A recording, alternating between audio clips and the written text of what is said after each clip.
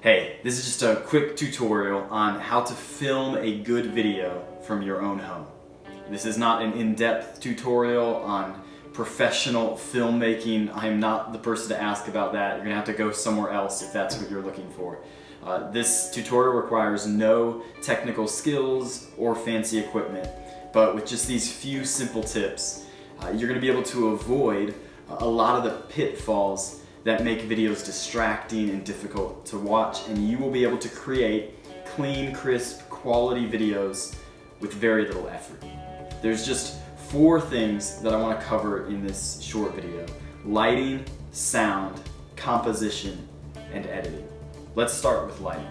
Lighting may be one of the most important elements of your entire video.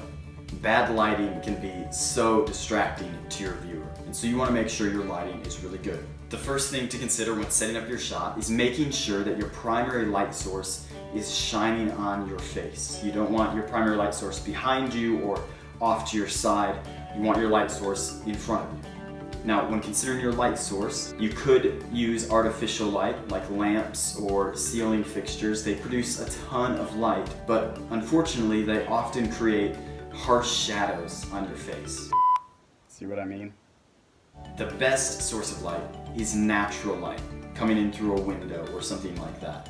It illuminates your whole face, it avoids a lot of those harsh shadows. Natural light is the best way to go when lighting your shot. In addition to that, you want to make sure that the room behind you has at least some soft light. You don't want it to be super bright, but if there's no lights back there, it's completely dark, and you're the only thing that's illuminated, you're gonna stand out like a sore thumb. It's gonna be very jarring for the viewer. See what I mean? So you want some natural light on your face with some soft light behind you. Now, some things to avoid when considering lighting. Don't film anywhere with a window directly behind you. All the light coming in through that window is going to completely wash out your shot, and you are probably going to become a silhouette. See what I mean? Try to stick to your primary source of light being that natural light coming in through a window, but make sure that it's not direct sunlight. Direct sunlight would be far too harsh. See what I mean? Really, for lighting, it's pretty simple. Find a room in your house that has a ton of natural light already pouring into it, and then set up your shot directly in front of one of the windows in that room so that the natural light is just illuminating you well, and the room behind you is well lit as well. Now, the second thing to consider is sound. And there's not a whole lot that you need to worry about here. You don't need to worry about getting a microphone set up. The microphone on your cell phone is totally adequate for at-home videos. But what you do want to be considerate of and thoughtful of is any of the noises that are going on around you in your home. If your kids are in the other room watching a video, you may have tuned that out 10 minutes ago, but in your video, that's going to be very distracting. See what I mean?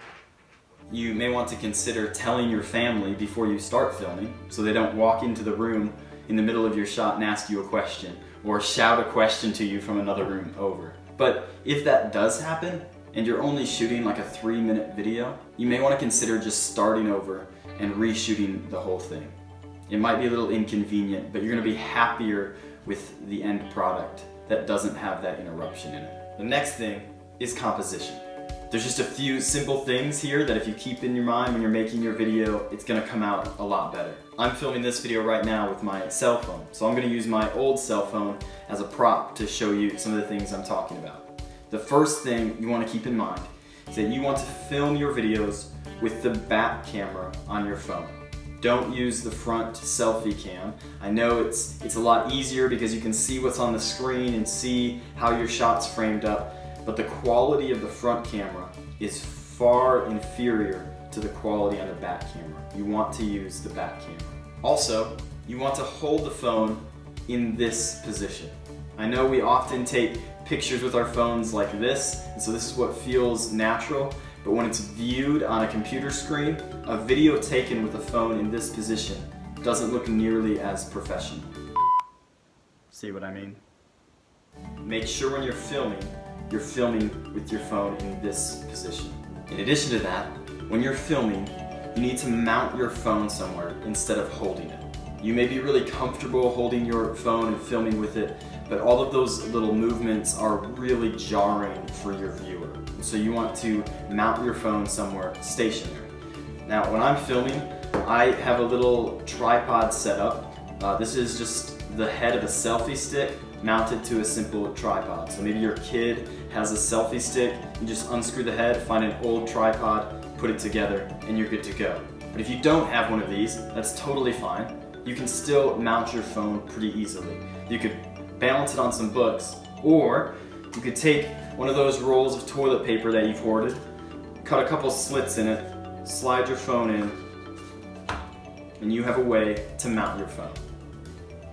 I'm actually really proud of this little invention. And you may be laughing, you may think this is silly, but you now have a way to mount your phone anywhere in the room and have it stay there for the entirety of your shoot. And if you think that's ridiculous, look at this. I only have one tripod, and it's been here the whole time. This entire video up until this point has been filmed on a cell phone held up by a roll of toilet paper. It works. When you're mounting your phone, make sure you mount it at eye level. You don't want your phone way below you, looking up into your nose. You don't want it way above you, looking down on your head. You want it directly at your eye level. And then you want to consider your background. You don't have to be an interior designer or a professional filmmaker, but just make sure that you don't have dirty laundry or dirty dishes sitting right behind you. Just make sure that it's a clean background to look at. And when you're looking at your background, make sure that your phone is level. Not just level on you, but if there's any horizontal lines in your background, like a table or a shelf or a wall meeting a ceiling, you need to make sure that those are all level. Now, a simple life hack to just avoid this altogether, just film at a slight angle. Then all of the lines in your background are at a slight angle, and it's really forgiving if your camera is just a little bit crooked. Now, a couple things to avoid when you're setting up your shot. Don't put your camera below you. This would happen if you just set the camera on the table, or if you're using a webcam and you have it right in front of you and below you. What happens is by the time you lean the camera back far enough to capture your face, you're also capturing the ceiling. And it kind of makes your viewers feel like they're laying on their back. See what I mean? You also want to make sure that you're not sitting too far away from the camera. You may be uncomfortable with the phone being right up in your face, and so your tendency may be to put it further away from you, but usually what ends up happening is that you get such a wide angle that there's just too much happening in the shot. It gets really busy and really distracting. If you're sitting down and the camera's far enough back that you can see your legs and your feet, that's not good. Your feet are closer to the camera than your head is, which means they're disproportionate and the whole shot looks funny. See what I mean? Just get comfortable with the phone being really close to you. You really can't get too close to the camera. Well, unless you're cutting your head off with the shot. But as long as your head isn't cut off by the frame or just bumping up against the top of the frame, as long as the frame of your shot goes just a little above your head, just a little below your chest, you're golden. Now, if in your video you're reading a book or reading your Bible and you want to show it on the tabletop, kind of like this shot is right now because I was demonstrating something for you, that's totally fine. But if you're just talking, you're not reading anything, and you're just talking in your video, bring it in even closer. The last thing is editing. Now, you don't need to download any editing software. I just want to talk to you about the beginning and end of your video. More than likely, when you started filming, there was a little bit of dead time before you started talking. And when you stopped talking, there was probably a little bit of dead time before you stopped recording. That's just a natural outcome of filming yourself. You gotta start the camera and then get in place and then go back to stop the camera. And you don't want those little bookends to be a part of the video that you upload or send out. So when you're done filming, before you upload anything, go to the video on your phone, click edit, and then trim the edges so that the video starts right before you start talking and ends right after you're done talking.